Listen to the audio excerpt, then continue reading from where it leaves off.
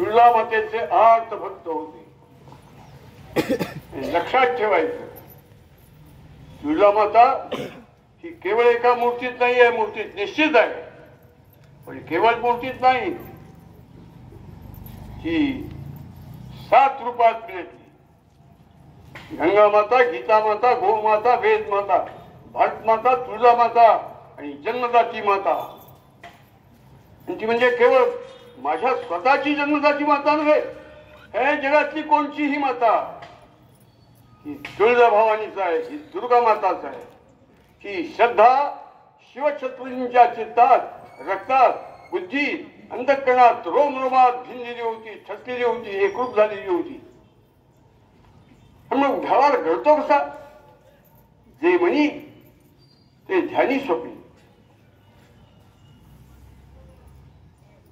शिवापूरच्या जवळ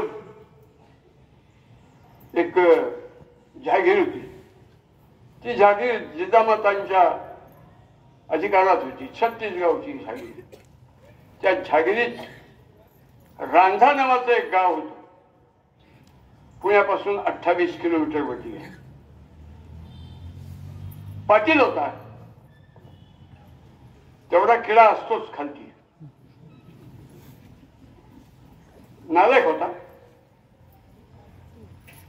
सगळे सकाळी उठून आपापल्या शेतात शेती करायला सगळे बाहेर पडले आणि दुपारी 12 वाजले. लहानसं खेडं, 50 कुटुंबाचं एक निखळ 14-15 वर्षाची तरी पोरगी एका घरात जनावर घर राखायला थांबली होती. त्या हलकटाने दुपारी 12 वाजता त्या घरात घुसून शेण खाल्लं, नीचपणा केला. फणसाचा वास झाकला जात नाही. नको इतकं जेवलं तर काय होतं? खाल्लं तर तोफा वाजतात. हा नीचपणा संध्याकाळी 5 वाजता माणसं परतायला लागली घरी आल्यानंतर. तिचे आई वडील आल्यानंतर ती एकांत करून राहायला लागली की असं माझ्यावरती अत्याचार केलाय. वाऱ्याच्या वेगाने, झंझावाताच्या वेगाने ही बातमी सगळीकडे पसरली. असंख्य खेड्यातून माणसं गेली. शिवाजी महाराजांच्याकडे गेली. लाल महाराज राहत होते पुण्याला. आणि महाराजांना म्हणले की असं घडलंय. महाराजांनी काय करावं? महाराजांनी काय करावं? वय वर्ष 13 पूर्ण 14 चालू, अजून मिसूर फुटायचं होतं. महाराज पडदिशी म्हणले त्याला घेऊन यायचं, त्याला बोलवलंय सांगा. श्वास दबले. 28 किलोमीटरवरती श्वास दबले. त्याला सांगितलं पाटील तुम्हाला महाराजांनी बोलवलंय. कोण महाराज? कारण खालच्या भोकात किडा आहे त्याच्या. कोण महाराज? शिवाजी राजांनी बोलवलंय. येत नाही म्हणून सांग. पाटील अरे ते येत नाही म्हणतोय. मला म्हणजे परत जा, तर ताबडतोब घेऊन या. परत सांगितलं तुम्हाला ताबडतोब बोलवलंय. महाराज संतापले. तुम्ही का नाही? ए तुझ्या महाराजाला सांग या हे महाराज आमच्या बावनकुळ्या या गावात पाटीलकी करतायत. कोण महाराज? आम्ही चालत नाही, जाऊन सांग. येत नाही. अरे हल्ली चाली चौघजण गेले ते हात हल्ली बघायला आले. असं म्हणतोय कोण महाराज? आमच्या बावनकुळ्या पाटील म्हणून काम करतायत. आम्ही येत नाही म्हणून सांग.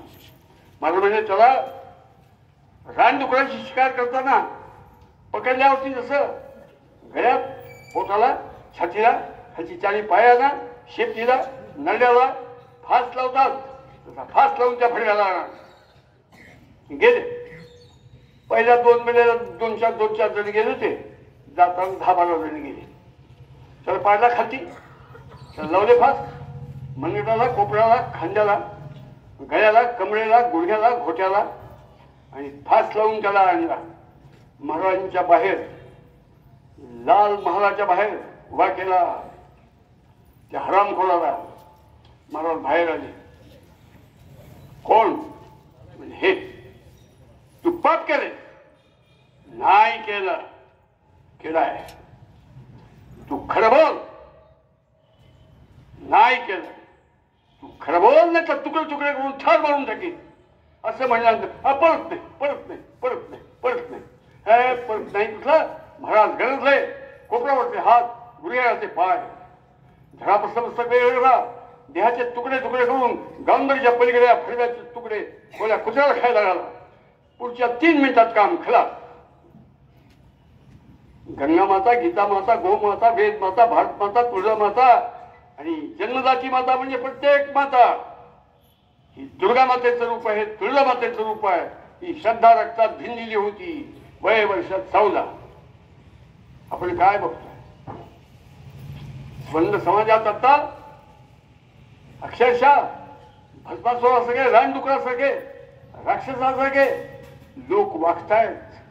आई बहिणींच्या शिलाची पवित्र्याची कदर नाही आहे कुणाला. लक्षात ठेवा आपल्याला लवकरात लवकर बलात्कार नावाचा प्रकार झाला की स्त्री शिवपुत्रांचा कार्यकर्ता फक्त तलवारीच्या धारेने त्याचे तुकडे करील, त्याला ठार मारी, त्याला नामशेष करी, त्याचं कुश शिल्लक ठेवणार नाही. ही सुरुवात करायची. ही मातृभक्ती म्हणजे भारतमातेची भक्ती म्हणजे देशभक्ती, ही धर्मभक्ती हो आपल्याला समाजात रुजवायची. अचानक आणखी लोक कसं बघायचे आणि ते काम करण्यासाठीच आपले नवरात्र बसले. आपलं नवरात्र केवळ 4 पोरांना घेऊन संसार करणाऱ्या एखाद्या लहानशा संसारासाठी नाही. 1 अब्ज 23 कोटी पोरांचा संसार भारतमातेचा चाललाय. त्या संसाराचं नवरात्र सांगली गावातलं हे आहे. त्या नवरात्रात आपण आई जवळ पदर पसरून मागूया. अंतःकरणाचा पदर, हृदयाचा पदर की आई तू शिवशत्रूंच्यासारखी मातृभक्ती, देशभक्ती, धर्मभक्ती आम्हाला दे आणि तुझे पांग फेडण्याचं काम आमच्यातनं आयुष्यात येईल असं पहा.